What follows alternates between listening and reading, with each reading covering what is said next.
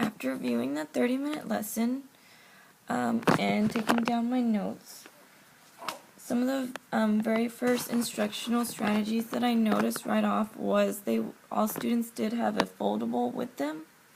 They were using this foldable to help take their notes and working towards a storyboard for the fictional story they were reading. They were reading it within groups, and they were strategically placed groups, and they were given instructions to take turns reading each portion of it. Although the chunking is a strategy that I would recommend, I do feel that it could have been improved on making sure that how these students on their own decide their chunking would have been done a little bit better, maybe have been practiced more. In the video, you see he really does regularly have to go off and go to students who are off task. The student that is at the time reading in the group, there may be one student reading, but most of the others are either not paying attention or they're actually talking to other people. He did have a very good manner with his students, though.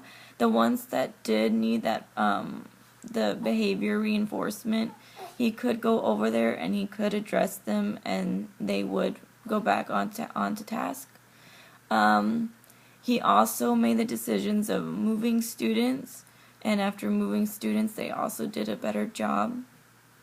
But it is something, preferably if the procedures were done in place before, that he wouldn't have had to do all of that reinforcement.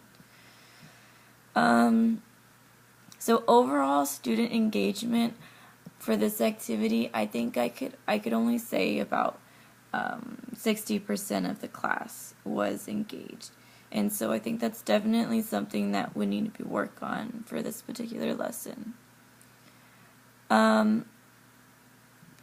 The story was a very long text, and so I think another way maybe we could have done this is either over more than one day, or having different versions, both the teacher reading, both audio recordings, and maybe some of the student readings. We only viewed this is an hour and a half block, so we only viewed the last 15 minutes of the class and the first 15 minutes of the next class. But what I wish he had done in that first 15 minutes is set stronger the objective and the goal for the task. I feel like students would have been more successful in reading their chunk sections if they really understood why they were reading it. The objective was written on the board, but it was not addressed clearly. Students did not have an opportunity to discuss it. And vocabulary, some sort of connecting to prior knowledge before reading the text, I think that also would have helped them become more engaged. Vocabulary, it is, like I said earlier in the introduction, this class was, a third of the class was special needs students. So practicing some of the vocabulary that was going to come up into their reading, maybe using the Frayer model for that, I feel was another way that the lesson would have been more engaging to them as well. Another thing I wanted to point out,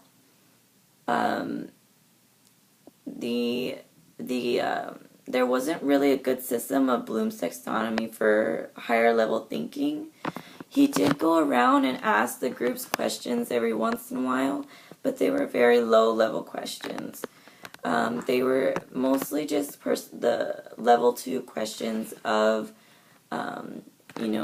comparing a time to the story to their own life, which is, a great question. You want to hit all levels, including that one, but I do not feel that the lesson was challenging enough in that they did reach those higher level questionings.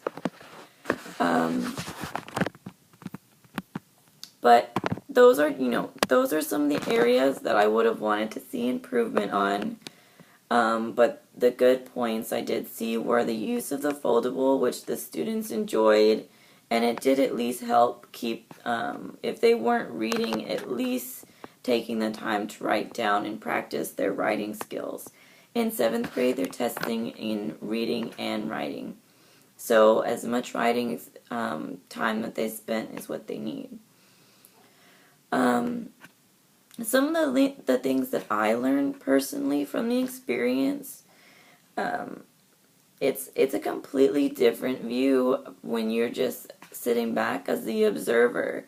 I think as a teacher, you have so many, we're both looking at the same amount of students, but being able to sit back on just my own, not as instructing the lesson, you really do get to see the entire class that maybe as the teacher, since you are functioning on so many other different levels that you just miss, there's so much more you're able to see as just the observer. And so I did notice that as something that I learned from the experience. If I were to do it again, I would definitely want to be able to do the entire lesson. 30 minutes with the very end of the one class and the beginning of another. It's not the full picture, which I would like. But then again, realistically, when principals go in to observe, it's usually just for 15 minutes randomly. So it was definitely interesting to see. You really do get to see a lot more from that perspective as the observer than when you're a teacher. Things you just aren't going to notice as easily because you are so busy doing the lesson.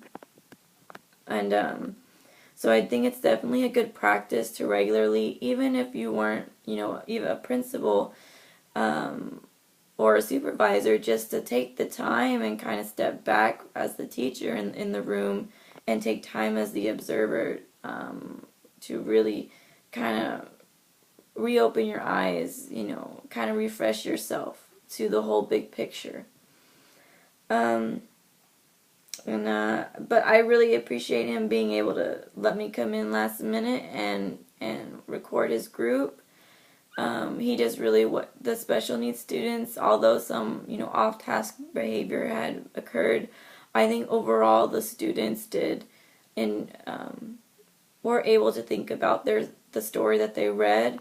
And I just really hope that the next day he takes all this information that they worked on and he does further develop a bigger picture with the storyboard. And I really hope that he better connects with the learning objectives. Those were the two things that I really, hope he follows through with. And so yeah, that was my observation.